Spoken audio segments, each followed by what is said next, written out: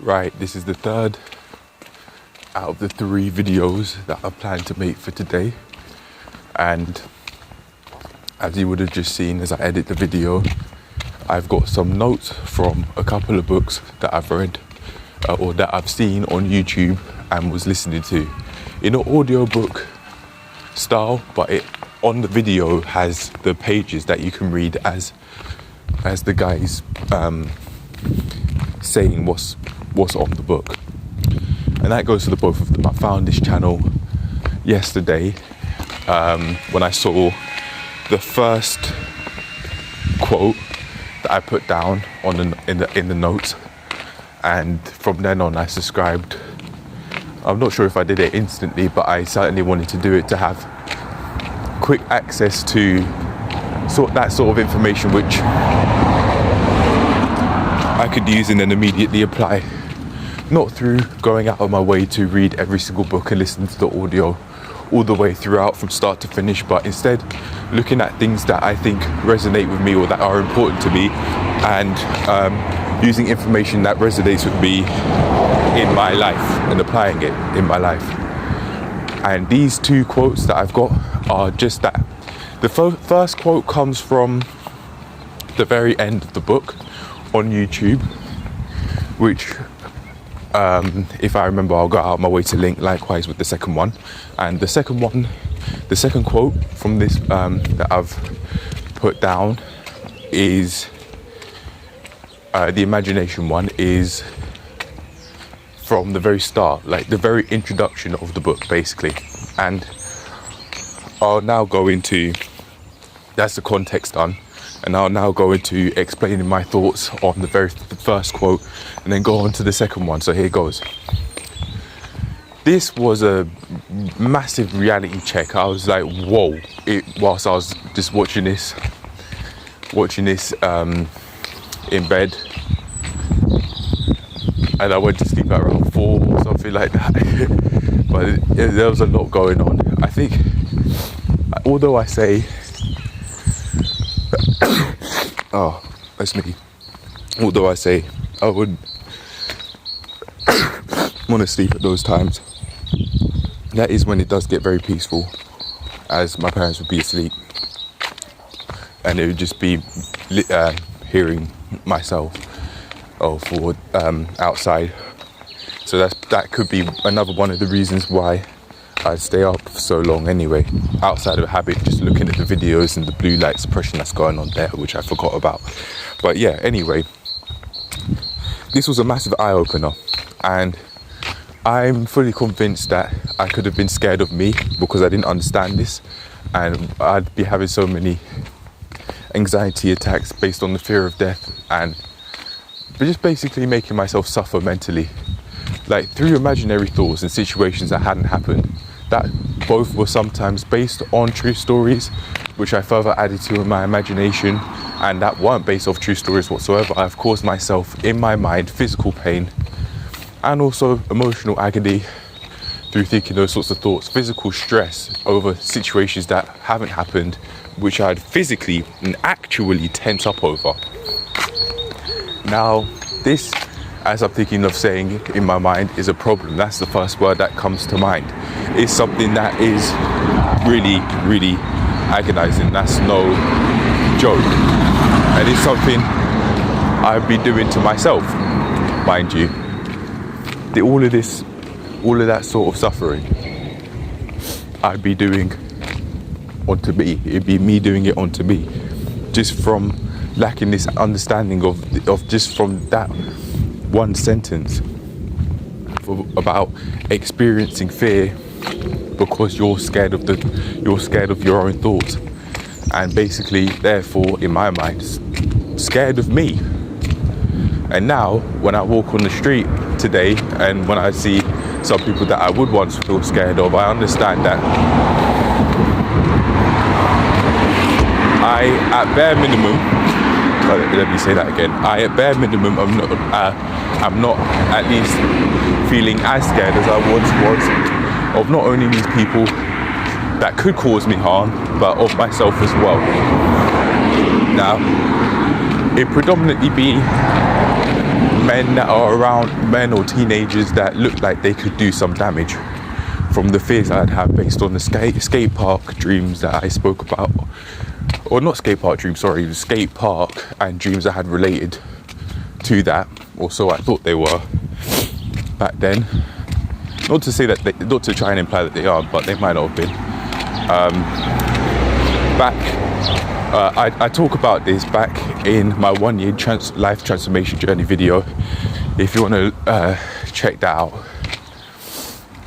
very easy to find if you just search it up.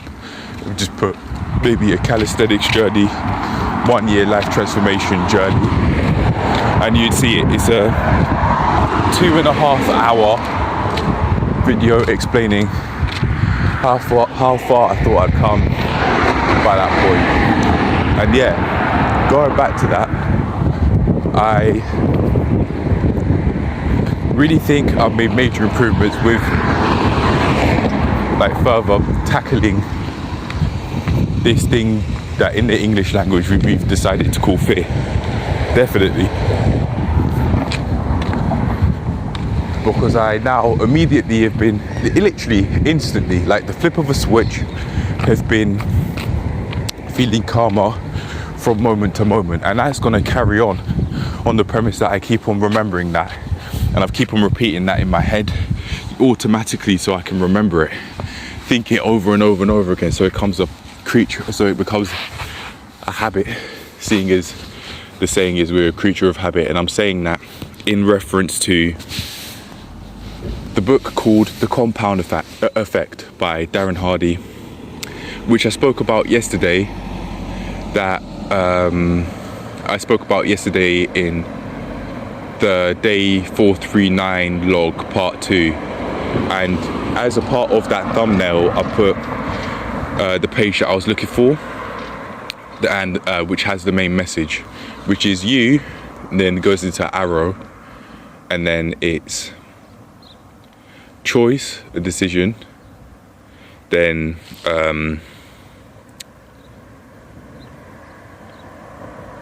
action,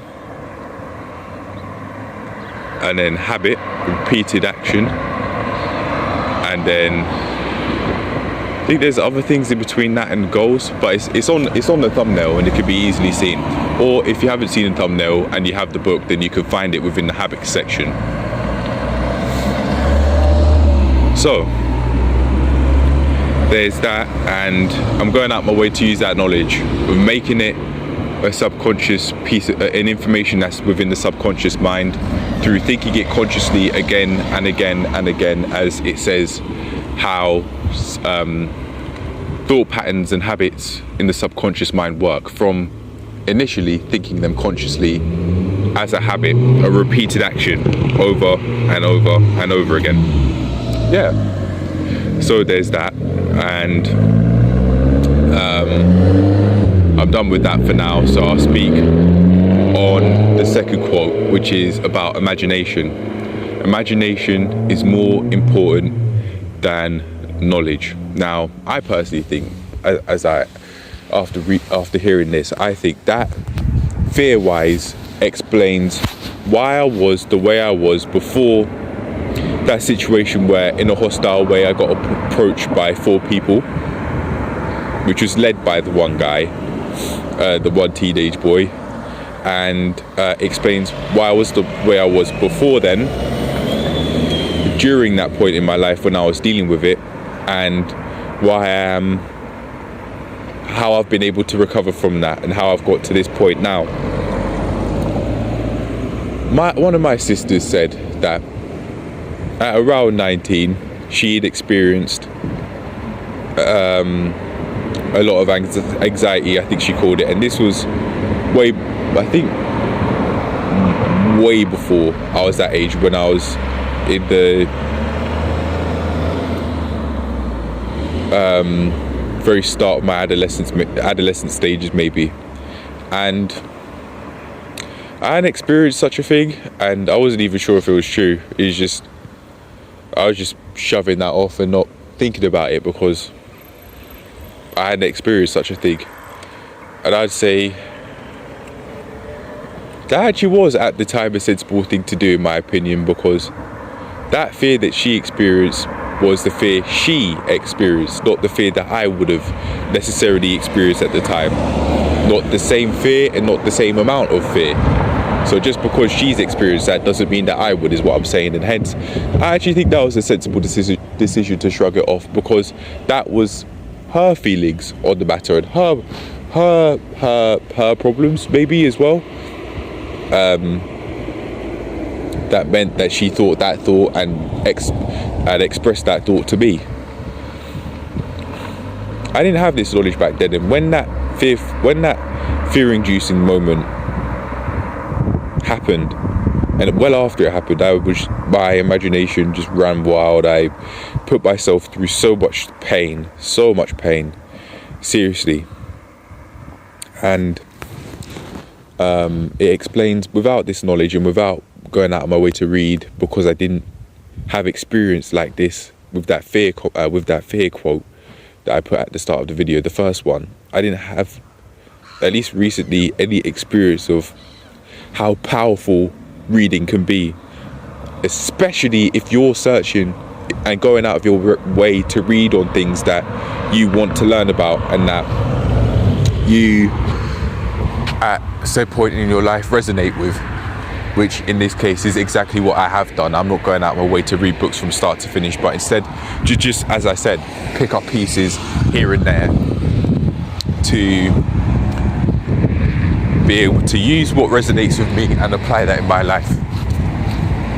But yeah, going back to this, I didn't understand that it didn't matter how, because my imagination ran wild and I was feeling so fearful because of my imagination, and also not being able to protect myself physically, not knowing how to fight, not having an experience of fighting at least, I, in my imagination, felt so fearful, and it didn't matter how much I tried calming myself down with rational thoughts. That wasn't the source of I don't think that was the source of the fear, and hence, because I wasn't attacking the actual source of the problem, I kept on experiencing intense fear again and again and again over my imagination, due to not really knowing how it works, and also potentially not understanding how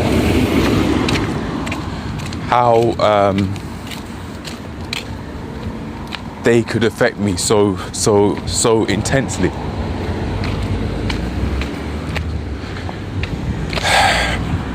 Perception could be clouding memory and giving a false perception of it at this point, and that's something that I do understand.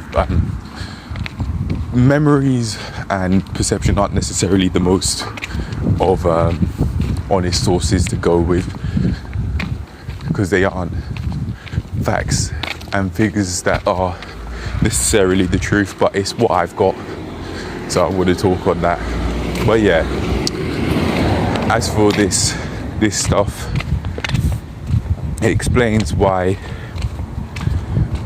I, even in school for example, would believe, or would try and make myself believe in things that had no correlation with actually attacking a specific problem to be able to move forward in the way I'd want. For example, with school grades, I'd be that sort of person to say, if I throw this in the bin, I'll get this grade, or if I do this, I'll get this school grade. That's just not how it works, and I understood that, or at least so I think I did, but I still wanted to hope that imagination aspect was still there, and hence I kept on doing it until I no longer had to do my GCSEs, and I passed them for the most part.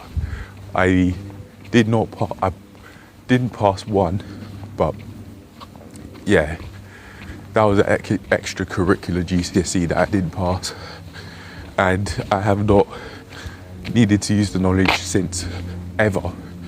It hasn't been a piece of knowledge, or it hasn't been a subject I've needed to use, for just like most subjects in my life. But yeah, that's that. And I'm now allowing myself to experience education with things that really matter, with not only being able to survive, but being able to live my life to the fullest. And these are things that I've been learning, are things that school absolutely did not go out of its way to teach me, because they were a lot more focused on curriculum and paying people salaries than actually helping the students out and setting them up for how to live healthily.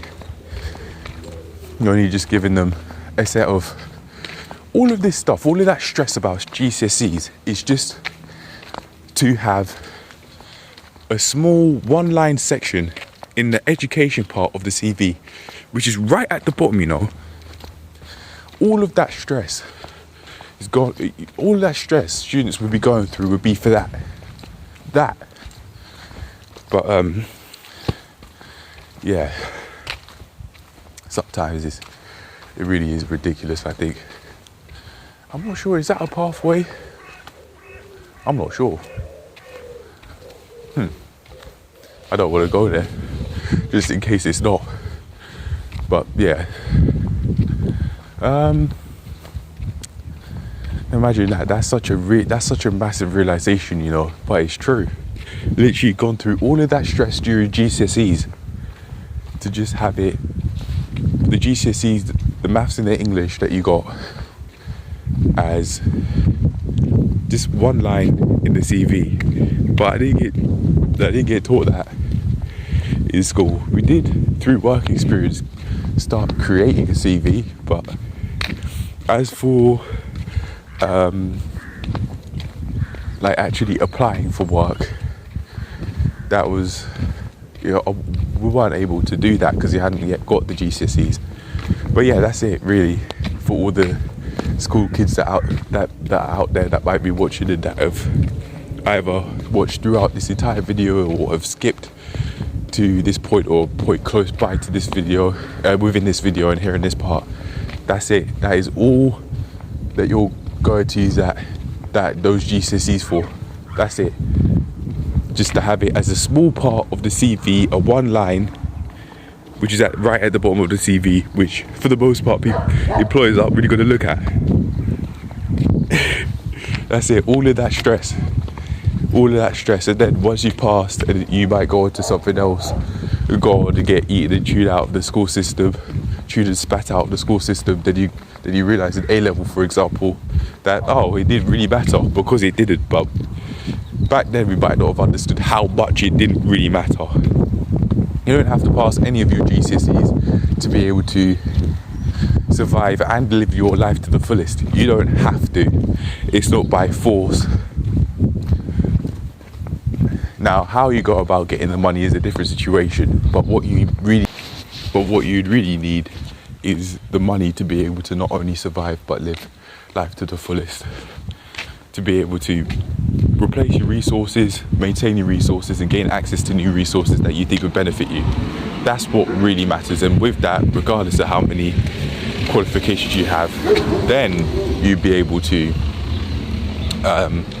do what you need to do to live a solid life. Yeah. But yeah, you don't need to go through all of that stress that teachers would try and put on you through the GCSE exams. Like, you need to do this. No, you don't. Not really. Like, you would be able to survive without. Now, it might be a bit more difficult to do it, especially legally, seeing as you might not have got any qualifications, but it is possible. Yeah. Man, that's it. I think I'm done for now.